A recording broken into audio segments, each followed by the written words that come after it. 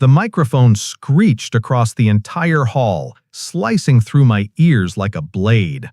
"Come on, let's give him a round of applause!" Emma stood center stage, draped in a skin-tight red dress with a slit that climbed high up her thigh, her face beaming like she was hosting a fashion show instead of AetherCore's annual gala, the biggest tech event in Silicon Valley. I want everyone to thank Ethan Tran for proving not everyone's born to lead an empire. The laughter rolled in waves. A few awkward claps started, then spread through the crowd like a slow-moving infection. I stood there gripping my champagne glass so hard I felt the cold foam slipping between my fingers. The spotlight glared straight at me, catching the sweat sliding down my neck. My name is Ethan Tran, 36, co-founder of AetherCore. I once curled up on a dusty attic floor in Jersey City, my hands calloused from nights spent coding until sunrise, surviving on leftover pizza and watered-down coffee. And tonight, all I got in return were 300 pitying stares from directors, investors, and a swarm of tech journalists hungry for a scandal. Emma turned to me with that smile, sweet, sharp, and cold as a scalpel. "You dreamed of changing the world? Too bad. All you ever managed was writing buggy code and burning through investor money like a kid with fireworks." Her words dropped heavy as stone. I could hear a sigh from an investor in the front row. A camera flash went off, capturing me, standing alone, exposed. Did anyone know I owned 92% of the company? No. And that was either my greatest weakness or my deadliest weapon. I glanced left, one product director pale as a ghost, avoiding my eyes. To the right, a PR exec pretending to tap away at her phone, desperate to vanish into the floor. I let out a small smirk, not out of fear, because I knew every single person here would soon be staring into their own mirrors, asking, "Why did I believe her?" Emma strutted closer, leaning in so close I could smell the mix of champagne, perfume, and hot stage lights, sharp and suffocating. I've waited for this day for so long. The day I could stand here without the shadow of so-called self-made geniuses like you. For a split second, I caught it, a flicker of fear behind her eyes, barely there, like smoke, but enough for me to see it. That was the crack. I took a deep breath, loosening my shaking hand. Every muscle in my body was coiled tight like a drawn bow. My phone buzzed softly in my pocket. I peeked. Lucas, my shadow assistant. "Documents ready, green light." I swallowed hard. The original equity agreements, private investment records, audio of Emma plotting her takeover, everything was ready to go live. I'd planned to wait until the shareholder meeting next week, but seeing Emma bare her true face tonight made it crystal clear. This was the moment. Emma stepped back, raising her arm to the room. "Now, raise your glasses to an AetherCore without obstacles." The music kicked in again. LED screens behind her flashed "Future Unchained" in bold, gleaming letters. I stood frozen, champagne glass still cold in my hand. A major investor locked eyes with me, hesitated, then turned away as if he'd seen a ghost. I stepped forward slightly, adjusting my cuff. They probably thought I'd skulk away backstage in shame. But no. I slowly lifted my glass, locking eyes with Emma. "If you're going to toast, at least do it with the truth," I said, my voice low and steady. Emma froze, lips tightening into a flat line. She inhaled sharply, about to speak, but I turned and walked off the stage. The room fell silent. I moved past the front row, sweeping over faces twisted in panic. Each step pounded in my skull, my shoes echoing against the hardwood floor like war drums. In my mind, I saw that last night with my mom. The hospital hallway lights, the breathing machine, her promise. You will never bow to anyone, not to the richest, not to the most powerful. I smiled. A soft, almost invisible smile that even Emma couldn't decode. But I knew, Lucas knew, and soon every silent onlooker here would know. As the glass touched my lips, I counted silently. 3. Tonight, Emma believed she'd won. 2. I let her celebrate. Let them clap. Let the lights blind them. 1. The champagne slid down my throat, cold, bitter, and sweeter than any hollow victory. Tonight, they saw a man humiliated. But tomorrow, they'd see who really owned the soul of AetherCore. I don't remember how many times I collapsed onto my keyboard from sheer exhaustion. That grimy attic in Jersey City, the mildew seeping into every thread of my blanket. Down on the floor, rats scurried around, nibbling on leftover pizza crusts from the night before. That night, I coded for 48 straight hours, my fingers trembling with every keystroke, my eyes burning like acid. That old, battered laptop, my mother's only gift before she passed away after decades working as a nurse, was my sole companion. My name is Ethan Tran. I'm 36. I grew up to the sound of ambulance sirens and the sharp sting of disinfectant. My dad bailed when I was 8, leaving my mom and me buried in debt. At 17, while my friends were picking colleges, I was delivering pizzas through rain-soaked nights, clutching those warm boxes, muttering lines of code I dreamed up in my head as I ran. One night, delivering a late pizza to a tech office, I overheard a frantic emergency meeting about a massive security breach. I rushed home, flipped open my laptop, and started coding, like a man possessed. 3 months later, I sold my first security algorithm for $300,000. Enough to clear our debts, buy my mom back her apartment, but she never lived to see it. From that money, I started investing quietly. I didn't buy sports cars, didn't fly first class, didn't rent penthouses. I stayed in that same old apartment, lived off instant noodles, and funneled every spare dollar into startup equity I believed in. AetherCore, back then, was just a tiny lab. I met Sam, the main founder, while he was trying to scrape together funding for an AI project to control medical robots. Sam was a genius, but clueless about money. I became the silent investor, bit by bit. Every funding round, I quietly bought more shares. Every percentage point, every tiny clause, I studied them like scripture. 9 years. 9 years of swallowing my pride as guys in expensive suits strutted around, as geniuses flaunted slides on stage, while I sat in the back corner clutching my laptop. Every night, code, ramen, black coffee, then passing out at my desk. There were moments I almost gave up. Like when AetherCore lost a major hospital contract in New York and its value tanked. I had to sell my mother's only keepsake watch to scrape together enough cash to grab that final chunk of shares. I looked at myself in the mirror then, unkempt beard, hollow eyes, and asked, "Why are you doing this? Who cares how much stock you own?" But then I remembered my mom's words. Never let anyone define your worth. If you believe in yourself, it doesn't matter if no one else does. So I kept going. When AetherCore signed a massive deal with the Pentagon for autonomous ambulance AI, the stock price tripled overnight.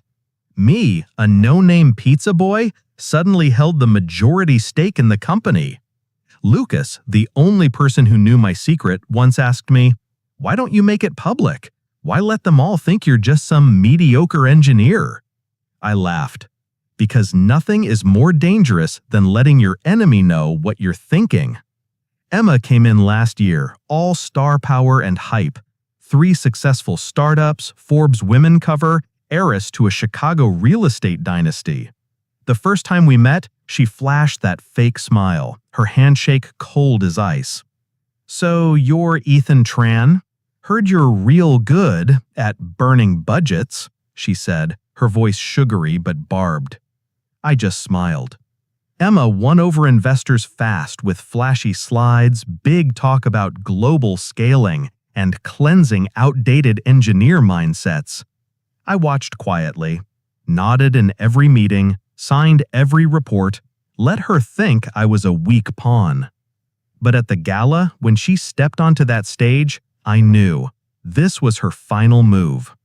Emma thought she'd won, thought I was left with a rented suit, a bowed head, and the echo of laughter behind me.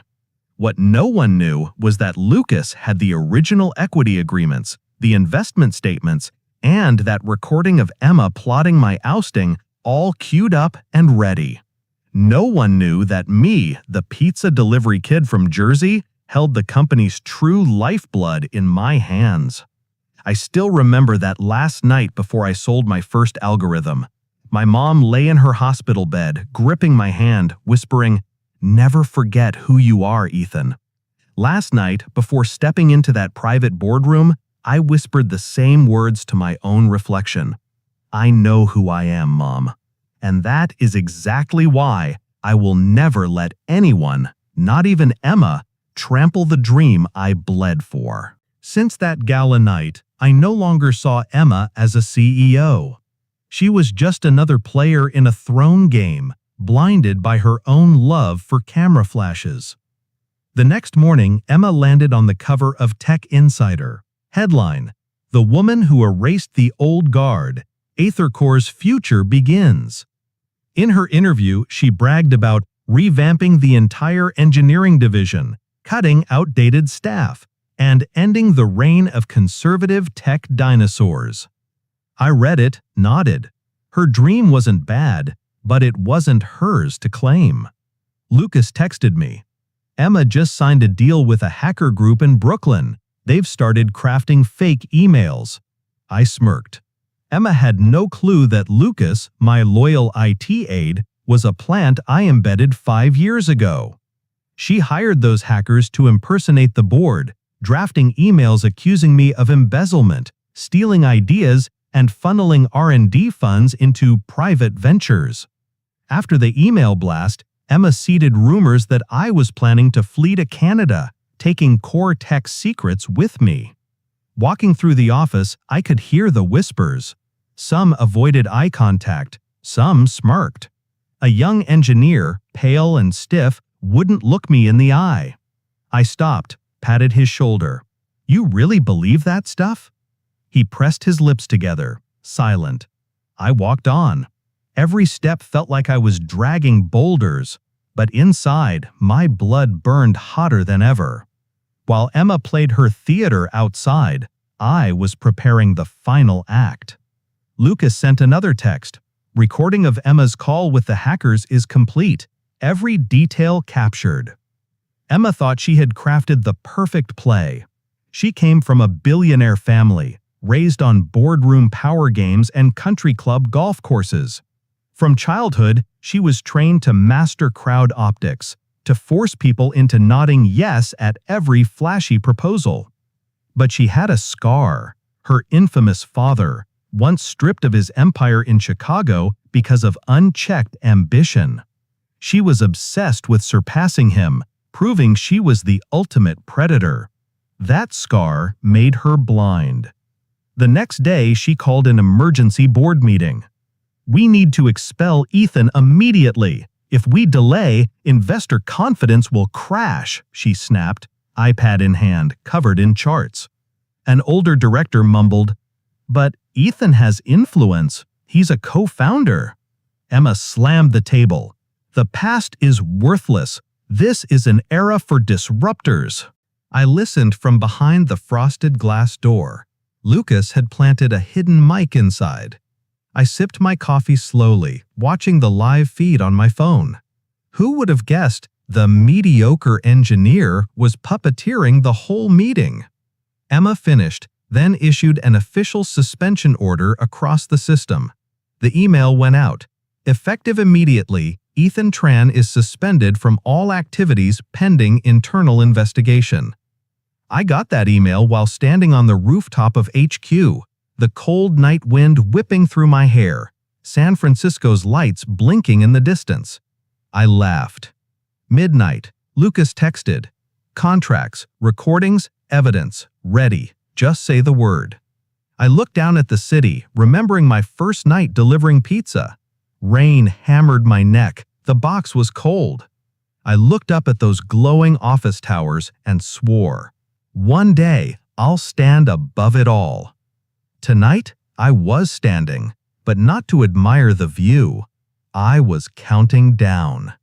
3. Emma's smug face from the article flashed in my mind. Red dress, red lips, eyes dripping arrogance. 2.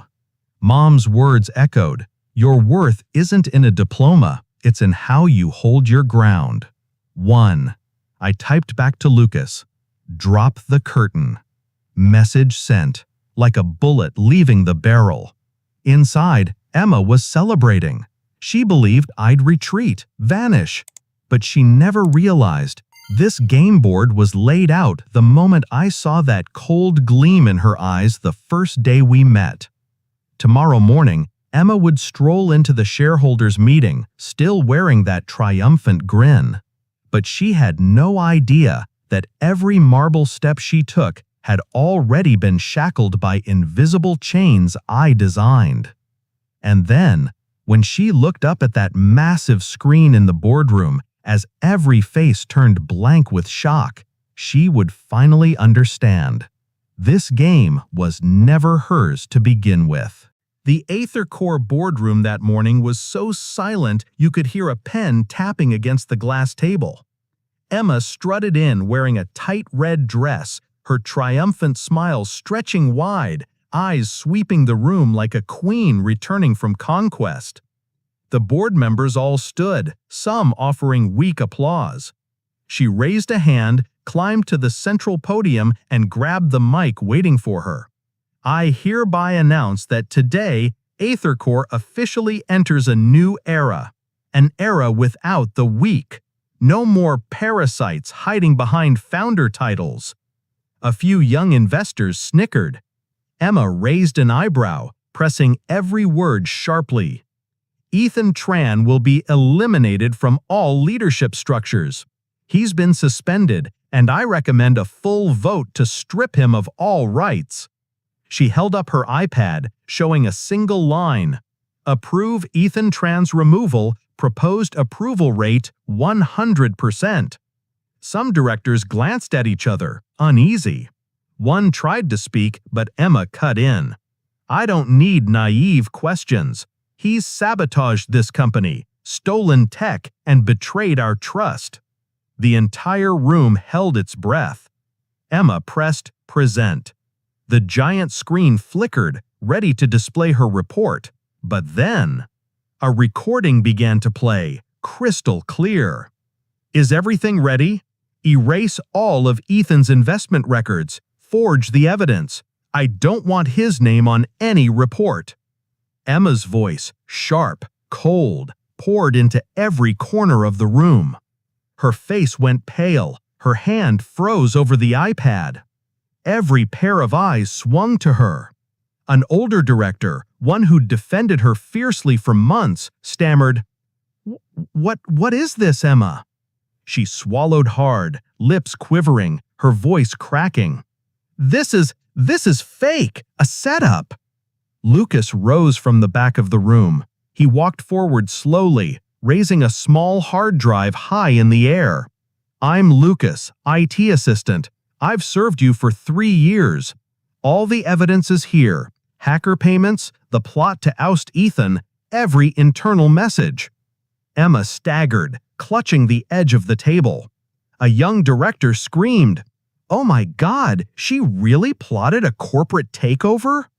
The room erupted, some whispering frantically, some scrambling to call their lawyers. I stood up from the last row, stepping into the center. It felt like every sound vanished, leaving only the echo of my footsteps, each one heavy, deliberate. I adjusted my tie, locked eyes with Emma. For a moment, I didn't see a queen. I saw a terrified girl teetering on the edge of an abyss. I raised my hand. "Good morning," I said, my voice low, steady, ice cold. Emma's mouth fell open, but no words came out. I pulled a thick folder from my bag and tossed it onto the table. The original contracts, the full investment history, and the preferred shareholder clause, the one you never bothered to actually read. A director flipped through the papers, eyes bulging. "Jesus Christ, Ethan owns 92% of the shares." Emma collapsed into a chair, burying her face in her hands. I walked toward her, each step weighed down like molten lead. "Emma, you thought you could script a takeover, use hackers, and steal everything?" I leaned down, whispering right at her ear, the same way she had once hissed at me on the gala stage. "I cleared the path for you. I let you believe you were winning. But all I really wanted was to see how far you'd go." The room felt frozen in time. A director stood up, voice shaking. We're sorry, Ethan. We put our faith in the wrong person." I turned to him, gave a faint, cold smile. "Apologies won't restore your dignity, but I will fix it." Emma jolted up, running for the door. Lucas stepped forward and blocked her. "You'll stay. You'll hear every word," he said, his voice hard as steel. I stepped onto the podium, grabbing the mic. "I, Ethan Tran, controlling shareholder, hereby reclaim the position of CEO at AetherCore. All allegations against me are nullified. Emma Johnson, you are terminated immediately for fraud, sabotage, and gross ethical violations." Emma burst into tears, collapsing onto the floor. Her sobs echoed through the boardroom, raw and endless. Directors rose from their seats, some staring at me in terror, others with a glimmer of respect. I scanned them, tightening every syllable. This is not my victory. This is a lesson. When ambition blinds your conscience, even the brightest stars will burn out. Emma wailed, but no one stepped forward to help her. I turned, walking back to the end of the room, each step like a blade carving into the hearts of every traitor in that space. Because until the very last second, I kept my promise to my mother. Never bow, and never let anyone trample the dream I bled to protect. Emma was dragged out of the boardroom, her red heels clattering across the cold marble floor, one left behind like a discarded prop. She thrashed, screaming at the top of her lungs, "You can't do this to me! I'm the CEO! I am the future of AetherCore!" But no one turned back. The door closed behind her, leaving behind a heavy, suffocating silence. I stood at the podium, my gaze sweeping across rows of seats still thick with the smell of burnt coffee and nervous sweat. Lucas stepped forward, resting a gentle hand on my shoulder. "You won," he whispered. I shook my head. "No, Lucas. This was never about winning or losing. It was about keeping my promise to my mother, and to myself." I stepped down, removed the microphone, and left it on the table. Everyone instinctively moved aside, as if making way for an executioner on his final march. Outside, Emma collapsed at the guard's feet, face buried in her hands, her red dress twisted, mascara streaked into black rivers down her cheeks. Looking at her, I felt something strange. She looked just like me 10 years ago, alone, lost, trembling at the edge of her own abyss. But the one difference? I had never sold my soul. I bent down, whispering to her softly, "I don't hate you. I just can't let you destroy the dreams of thousands who believe in AetherCore." She looked up, eyes swollen, voice shaking. Why? Why didn't you spare me? I just wanted to prove I was better. I didn't want to end up like my father." I looked into her eyes, and for a fleeting second, there was empathy. But then I shook my head. "I'm sparing you, not because you deserve it, but because I refuse to become like you." Lucas signaled for the guards to take her away. I turned back, facing the employees huddled in the hallway. Many were trembling, some wiping away tears. I stepped forward, my voice low and calm. "Some of you doubted me. Some of you believed her lies. But AetherCore isn't just a name. It's the sum of trust, sweat, and countless sleepless nights." I scanned the crowd, letting my eyes meet every single face. "Starting tomorrow, I'll lead directly. No more politics, no more fake reports. Only technology and people." A few scattered claps broke out, growing steadily, surging into a roaring applause that shook the walls. I took a deep breath, my shoulders finally feeling light for the first time in years. When the applause faded, I raised a glass of water. To AetherCore, to my mother, and to all of you.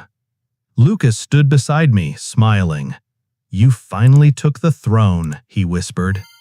I stared off into the distance, a faint smirk curling on my lips.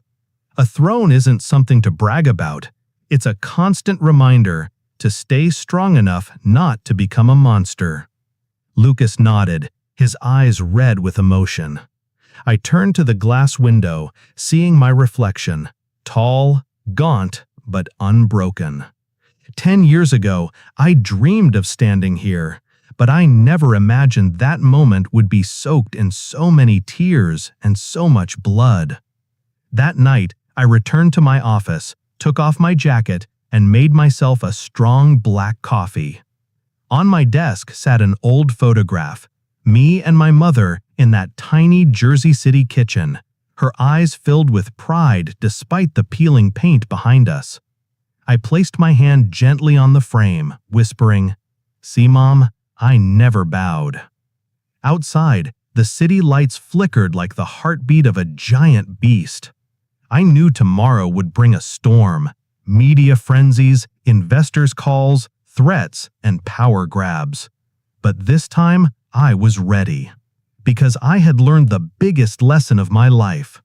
Betrayal weakens you, but keeping your integrity, that makes you truly invincible. If you've ever had someone try to force you to bow, remember this. Your worth isn't in shares, degrees, or spotlights. It's in how you rise after every fall. And sometimes, the greatest victory is simply keeping your heart untainted.